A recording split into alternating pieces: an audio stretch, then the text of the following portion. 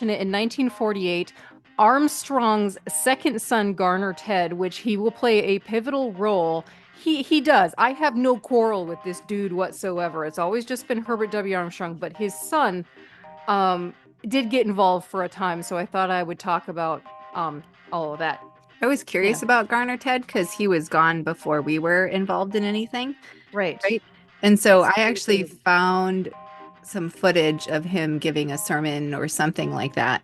And no shit, it sounded like Rush Limbaugh circa 1993. Right? Like the attack on the family, traditional family values, get the women back in the kitchen, but you don't say it quite flat out because that's not socially acceptable anymore. Yeah. So, if we want to know who he was, pretty sure that covers some of it. All right, good. I have Yeah. not seen much on Garner Ted. In, in fact, I don't really care what he was up to, but I know that in his early years, it sounded like he was not into what his father was building, this religious empire of the Worldwide Church of God. But eventually he did become convinced of it. He joined the US Navy in 1948, which I can kind of relate to. Okay, I was the second born child in our family, and once the church split apart and I was out on my own, I did end up joining the US military also for 10 years because I needed like a family somewhere where I could connect with people.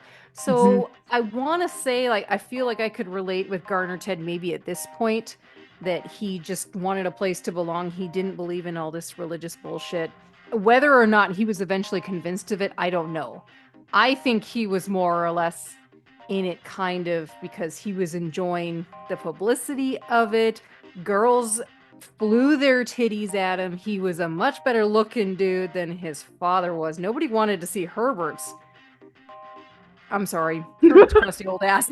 They wanted to see Ted Armstrong on there, all right? And he was so charismatic and he was better looking and he talked so eloquently.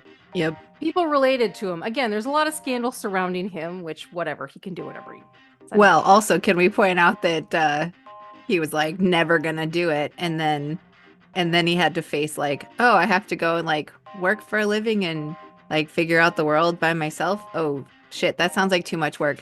Dad? These dates here, 1952 to about 1990.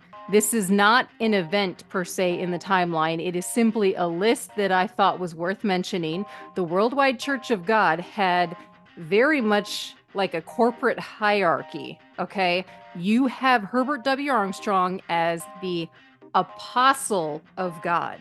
Okay. He is the pastor general of Worldwide Church of God. Again, it's not named this yet, but he was on the top. And then on the second tier, he had his evangelists. From what I could discover, there was about 44 God ordained evangelists in the Worldwide Church of God. And that was up until like 1990. So that was a Some of them title stand though, out. right? Because we know that Huh? the Worldwide Church of God wasn't very evangelistic in the sense that they weren't like going out necessarily and being like, join us, Jesus loves you, Jesus is for Mm, everyone. more So in the beginning, it title. was. Oh, okay. Oh, In I the guess that makes sense. beginning, I feel like it was their title was evangelists. So they were ministers ordained by God. And beyond that, like the third down in line was apparently the prophet. Some evangelists in the Worldwide Church of God became more famous than others. So I didn't have time to like mention all of them, but I thought it was worth mentioning that during this time period, Armstrong started to get his little following or minions, as they call them, to kind of spread his message. Okay. A lot of these guys were either excommunicated or they left willingly, or just the church split apart in the 90s and then they ended up creating their own splinter churches. Okay. Right. So are you Does that make saying sense? though that like, so basically, even though there's, you know, thousands upon thousands of believers in this organization, he's got like a core group that's like him and then his evangelists and the like apostle, then his evangelists and then the prophets. And so like that was sort of his like trusted cluster. Is that Right. okay? Mhm. Okay. All these men had their fingers up Armstrong's asshole. If I were to describe, I don't know how Sure, else it to wasn't the whole describe fist. it. It could have been the whole fist. Yes. Okay. But let's just say Armstrong started to get so much of a following that that was a big piece of pie. And a lot of people Oh, I bet there were bonuses wanted at that level. that piece. You know, Yeah. he did run it very corporate-y. Even Mr. Difficult points out in his videos that the standard clothing to wear to church, at least in the 80s or by the 80s, was like business casual. Well, I guess for men it was suits, but it was business attire. It wasn't, I don't know, it wasn't fancy in other ways. It was very businessy. He So he maybe keep like in had mind, that Patty. going. Yeah. Keep in mind he was a failed businessman.